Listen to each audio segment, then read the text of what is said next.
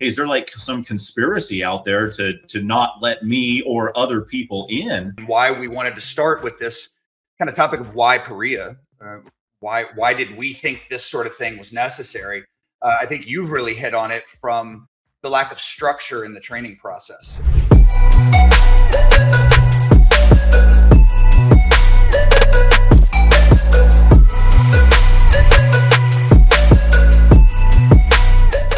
Okay, well, here we are, ready to talk about what PAREA is, and I think, as you were saying, Mark, there's just a lot of uncertainty, a lot of question around what is this program even, how does it work, is it similar at all to a trainer model, is it not? Really, as you think about it, at least the way I conceptualize it, is PAREA is a pathway, for appraisers. It does not replace the education, does not replace the test, but it can replace the experience that you would otherwise log with a supervising appraiser. At the Appraisal Institute chapter meeting that I was, standing and talking at as the board chairman, I was presenting, talking a little bit about PAREA, and I kind of introducing it. Somebody had asked a question about, I would like to hear a little bit about this, as I was kind of running out of time. And so I was like, okay, that's great. And so I just did kind of an informal query of the participants there, all experienced appraisers, and a pretty good mix of commercial and residential appraisers there. But I just said, who here in the room has ever trained a trainee, like worked with a trainee personally before? And as you'd expect, the majority of people raised their hands, and I have. And so then my follow-up question was, and how many of you pulled out the Bible that everybody follows on how to train a trainee, right? And then everybody kind of laughs, and I kind of look around. I'm acknowledging that, like, there's not any real system or structure to how you train somebody, and the trainee doesn't even know until until they're years down the road, oftentimes, whether their supervisor really knew what they were doing or not. But it was kind of introducing that point around PAREA, and there are strengths and weaknesses, to be sure, and it's still kind of a work in progress. But the old model, or the historic model, has known weaknesses in it for sure too. It's not like everybody works with great trainers that come out really well trained, and so it led to an interesting discussion among the appraisal professionals there. But it was just kind of like pointing out the fact that we aren't consistent in how we train people, and PAREA at least bridges that gap, even if it is still unproven in some ways.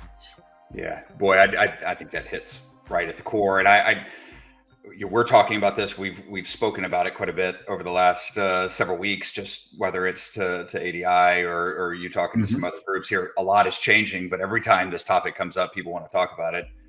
People are nervous about it, but it seems to me that there is, I think one of the reasons why people are talking about it is, I think when you think about it, there are problems with the way we train appraisers. Pretty good, and has lasted for a really long time, but there are opportunities to improve on a number of fronts. And I think I think this can tackle it over time, maybe not initially, but over time, I think it can. You bet. It's like anything. It's going to have to evolve over time. And if you take a step back and think about how the profession came to be. I mean, your dad and certainly mine remember the time pre-licensing. And in fact, it's interesting.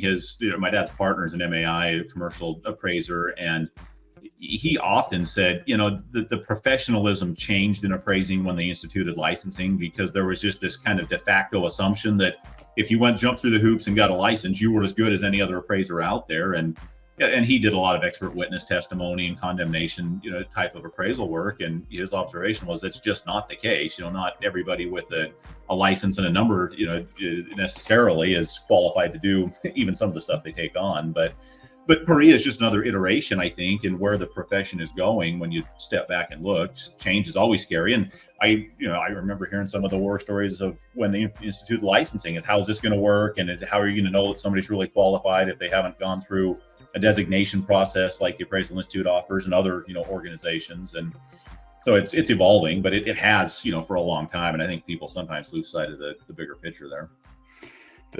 The story that comes to my mind that you and I have laughed about on occasion, whether it's an interview process or whatever we've come across during our decades of work here, is that appraiser that has 20 years of experience. Well, what is it? Now I'm forgetting it. It is 1 year of experience 20 times. That's it. And I think that is the training as well. And I think that feeds right into, depending, not all the time, of course, but certain times and frequently enough that, you're just seeing the same thing over and over, because that's what a mentor has sort of fallen into doing, which is very successful for them.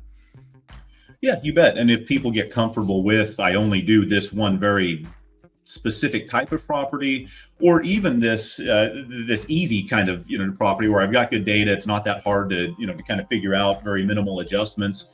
That's an easy world, an easy space to live in. And some people naturally are inclined to challenge themselves and learn new skills or take on new products and property types, and others just really aren't. And so if you're a trainee, how do you even vet your supervisor to know, like, what's your competence level as an appraiser, as a trainer? How would I even assess that as a trainee? And what do you take on? Like, how much am I really going to learn in this process? And it's, I've seen that too. Some that are interested take on, maybe more stuff than they should. Others that don't take on hardly anything, if it's not just this 3-bedroom, 2-bath house that I've done a million times over, and it's that 1 year of experience. They'll tell you they've got 20 or 30 years in the profession, but they haven't learned anything new in a long time. And the trainees just, how do you even assess that? Is just trying to find a trainer when you're desperate to find anybody that'll say yes and get you in the door.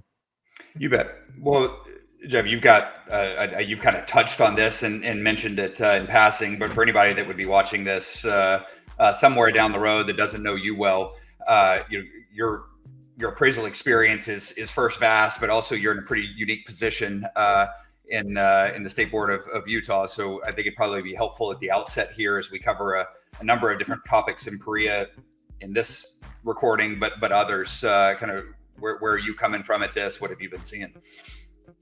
Yeah, I think it makes sense for sure. It's been interesting. I am and have been a practicing appraiser.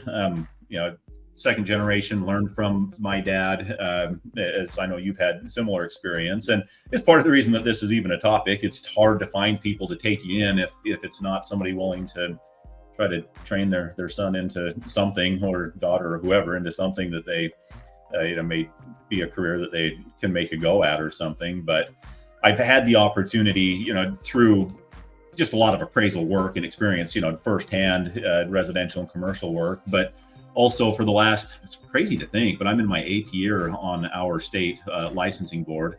I joke, the people we work with are really good.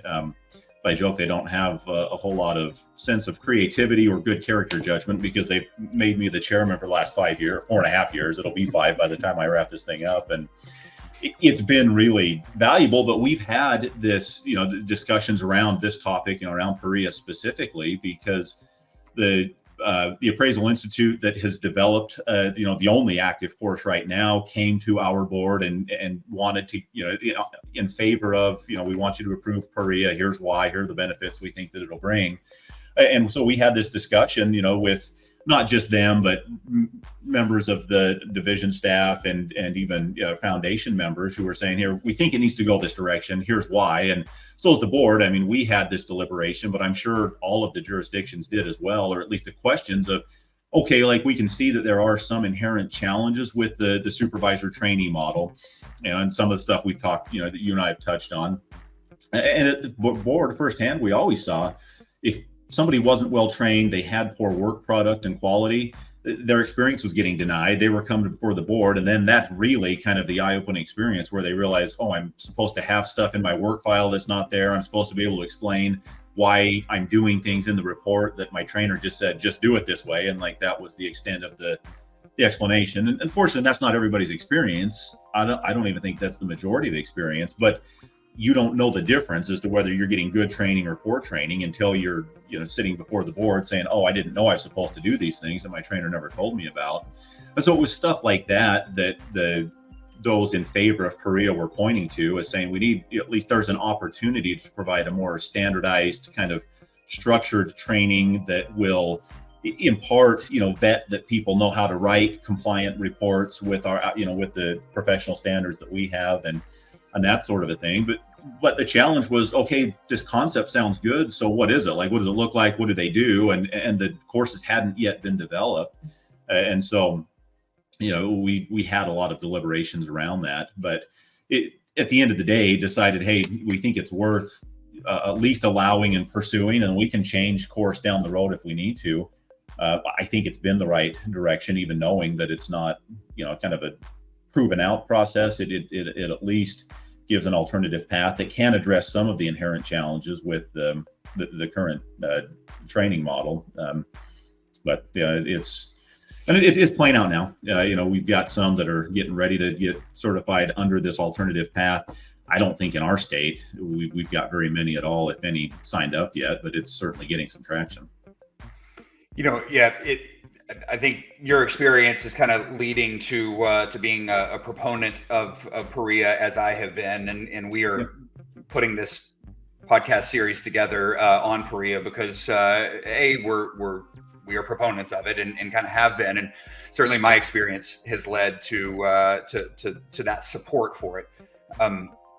I'm second generation appraiser. Jeff, I think you and we were totaling at minimum, I think we can easily say that together we have helped over 40 trainees become appraisers by sponsorship or indirect sponsorship, probably 50 or more. So it's been a lot. Mm-hmm. I can say I've almost been doing this for 2.5 decades. I think that's probably a closer guess now than 2 decades. Been at this a long time, but like you, I was a second generation appraiser, did not want to be an appraiser when I grew up. My dad was one. I helped him in high school, had no plans in college to do it. And after unsuccessful landing of whatever I wanted to do first coming out of college, he welcomed me aboard and trained me, and kind of we started from there.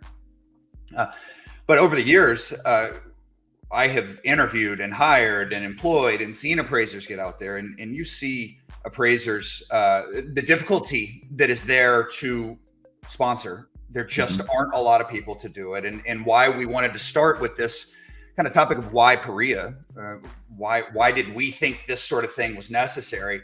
I think you've really hit on it from the lack of structure in the training process. You don't know what you're going to get. A lot of times the mentor is fantastic, has trained a lot of people and brought a lot of people in. I hope that you and I have been positive and good influences and trainers for the folks we've brought in, but it's not always the case, and not necessarily the fault of the mentor. All you have to do is have 3 years of license holding, and you can sponsor someone. So there's a lack of structure. You've hit on that. I think the next thing is trying to find a mentor. That's where I have found the biggest trouble, and where a lot of my experience in the hope that we can create an additional pathway to becoming an appraiser, because as it turns out, I think it's generally accidentally, the industry has set it up that current appraisers sort of guard the gate for new appraisers coming in. And it just so happens that there is no incentive, or very little incentive, especially for residential mortgage appraisers. There's very little incentive for a mentor to take on a trainee and train them to become an appraiser. For a variety of reasons, it doesn't make financial sense for them. You first have that they become competition if you successfully make them an appraiser, and a lot of appraisers out there are there's only so many appraisals, and it's very understandable to have a perspective that the more appraisers out there to handle a finite number of appraisals can create a problem. But also in mentoring, the actual act of mentoring a trainee in the residential mortgage space, it is very difficult for the mentor to have to use them in any sort of profitable way within the business. A lot of times lenders don't allow a trainee to sign the appraisal report, don't allow them to inspect a property on their own. And when those limitations exist, the appraiser can't multiply his business by having a trainee in-house. So he or she just lacks incentive at all to come in. And so, if that is a significant and necessary step to becoming a trainee, and there is not sufficient incentive, you just aren't going to have very many trainees come in, and they're going to struggle mightily to get to find a mentor? How many times, Mark, have you asked a lender to the point you were making, do you allow trainees to participate in the process? So yeah, we allow trainees. They just can't sign the report. They can't inspect it on their own. They can't do anything other than hold your hand while you do everything, as the primary appraiser. And so, their explanation or definition of allowing trainees is much more, restrictive than what you would hope it to be. But yeah, that's exactly right. I mean, it doesn't take a year and a half for somebody to learn how to do some of the basic functions in the appraisal, and including going out and looking at a property and taking pictures and measuring. I mean, you got to get proficient with any of the skills that you're going to do. But the challenge is a lot of the clients, say, no, we don't want we don't want anybody other than the one certified appraiser who's been doing it for 20 years to do the meaningful parts. And it's just a little exasperating when when they tell us, yeah, that's fine if you work with a trainee, just don't let them, just don't unhinge them at all. Don't give them any flexibility to do anything autonomously. And that just, it makes the economics really hard when all they can be is a shadow, as opposed to, doing meaningful parts of the process. Frankly, the word trainee, I think, is quite a turnoff to our efforts. Jeff, I know you and I have spent a lot of time over the last 4 years trying to convince lenders to allow trainees to inspect. And the GSEs, Fannie Mae and Freddie Mac, have been tremendous in that over the last several years in helping get the message out that trainee doesn't mean don't know anything. And it sort of feels like that to me. I have a hard time overcoming that, but that's a topic for another show here. So I think we're in the experience, and one of the main reasons why I have been supportive of PAREA or some additional path is interviewing folks. I saw what was happening to me. In certain instances over the last 10 years, I would create some pathway to be able to sponsor a trainee and bring them in, not just out of the goodness of my heart, which I've certainly done. I know you have too, and many appraisers have, but actually create a business model that supports having a trainee. And it takes a lot of creativity, I must confess, because it's not easy. The market doesn't make it easy to use them profitably. But when I'm doing that and I'm out there training folks, I find in the interview process, I've watched myself where, and I've commented to you, Jeff, that if somebody hasn't been looking for a mentor for more than 12 months, I'm sitting here saying, I don't think you understand what I'm offering and how unusual, and you won't come into this job with the right perspective. That it is an unusual opportunity that my company is offering one way or another. And, I've observed myself with that outlook, and it's not particularly healthy. You don't want someone to have to be looking for 12 months to be able to find a mentor. That shouldn't be a prerequisite. In fact, that's ridiculous, but it is the way that I found myself looking at it, and that's not healthy. And then I've seen the lengths that trainees are having to go to try and find a mentor. And, the most extreme cases are that trainees are saving up a full year's worth of salary, whatever they define that as themselves, so that they can offer themselves to go work for free for a mentor until they get licensure. Yep. It's just, and it doesn't have to be this way. It's a really smart idea given the landscape. I think it shows a really deep understanding of the difficulty finding a mentor and what it takes to actually get someone to commit to mentoring you. A lot of times it is that, you got to try and get them to move and the mentor to move. And that is something that can make that happen. So these are the it just exists all over the industry. We've seen it a lot, and there needs to be a different path. And so I think it's these reasons in my mind that that PAREA or something like it is serving a real purpose within our industry. Absolutely agree. Yeah, it's and there are some. I think you mentioned this at one point just recently here, but there are some of these things that have evolved probably as unintended consequences. I don't think it was intentional on anybody's part to say, hey, we want the group of people that are going to train, the new generation of appraisers as they come in to be near retirement. Like the average age of an appraiser, I hear different numbers thrown out there, but it's, plus or minus 60 years old. It's way on the tail end of a career, not the beginning end. And I think part of the challenges that exist, in addition to what we've talked about, is it's not across the board. In fact, my dad's kind of an exception. He likes the technology and playing with and learning new things. But you have a lot of people that on the tail end of their career want to kind of wind things down. They're not necessarily looking at the newest technology or the newest way to gather data, to analyze data, to implement that in appraisal reports, to look at new software offerings that may help you just be a better appraiser or whatnot. And so you've got people who are, closer to retirement than not, that are the ones with the skill set and the credentials, that are able to train people, but they're not always that motivated. If it's not to kick their son out of the basement, like you and I may have experienced, some motivation other than the financial. But it's just the nature of the way that the demographics play out with appraisers. It's hard to find a mentor for a number of these reasons, but that's not the least, not the smallest one, is that a lot of people at the phase where many appraisers aren't looking to grow a business, to expand, to bring in a bunch of new people. And so in fact, you referenced the ADI call that we were on recently. One of the guys asked a question, maybe you might remember better than I did, but he had talked about like having called, was it 100 people in his market, or I don't remember, a whole bunch of people, and just hearing everybody say no. And it kind of led him to the conclusion of, hey, is there like some conspiracy out there to not let me or other people in?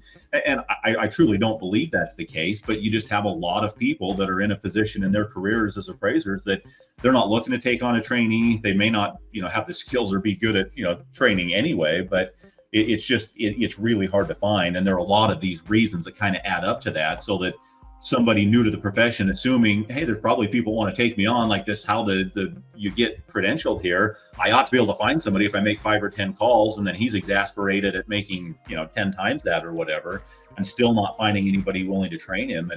And so I can see where the perception is, hey, there's something going on here. And I think it's a combination of poor or just unfortunate situations that PAREA can help address. I don't know that PAREA yet is the panacea to all that ails the appraisal profession, but it certainly can address the lack of somebody, getting exasperated because there's absolutely no pathway for them into the profession if they can't find a supervisor to take them on.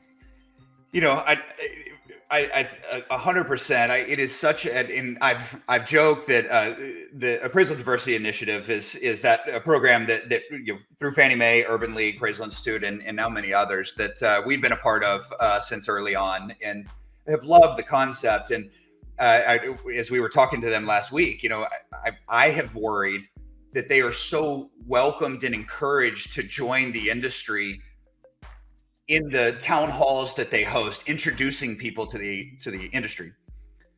But what a rude awakening once you get through the courses and then try and find a mentor, and you call 100, and not only are the folks unwilling, but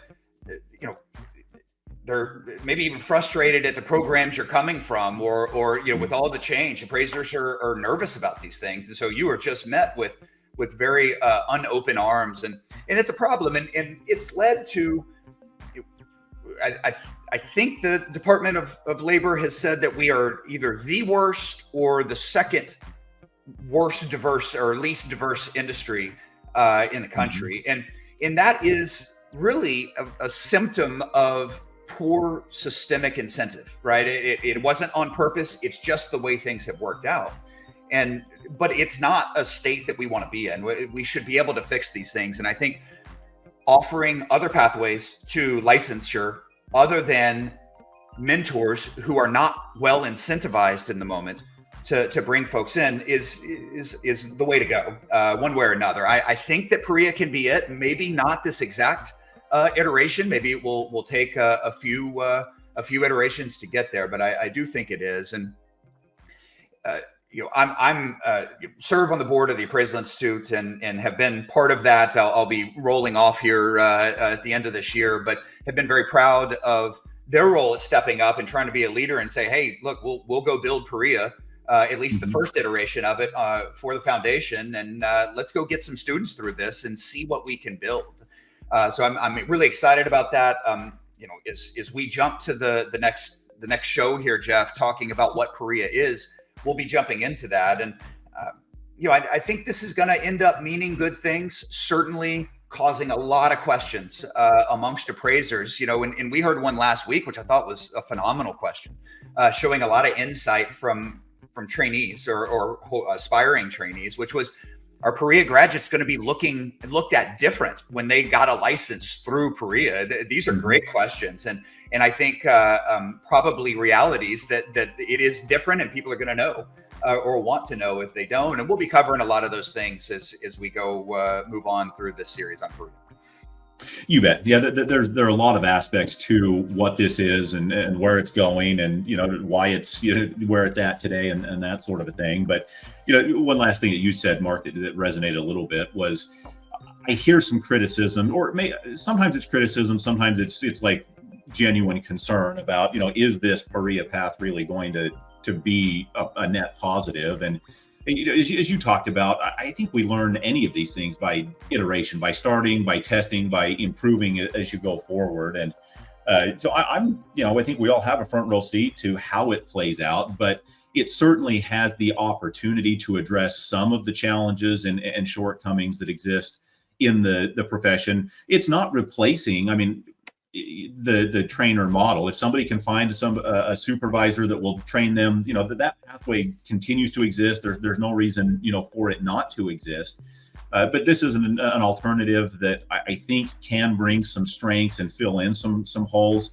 I've heard some suggesting that a combination of the two might be the ideal way in, but the problem is you still got to find the trainer if you go that route.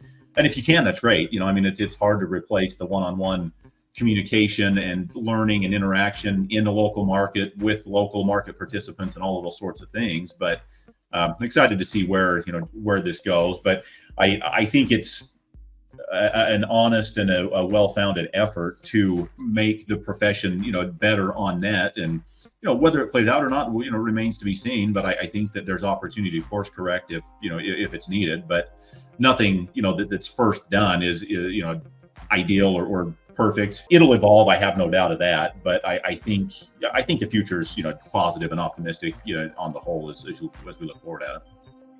What an exciting time! I think your analogy of having a first row seat to some meaningful change in our industry after many decades of one pathway. We're right in the middle of.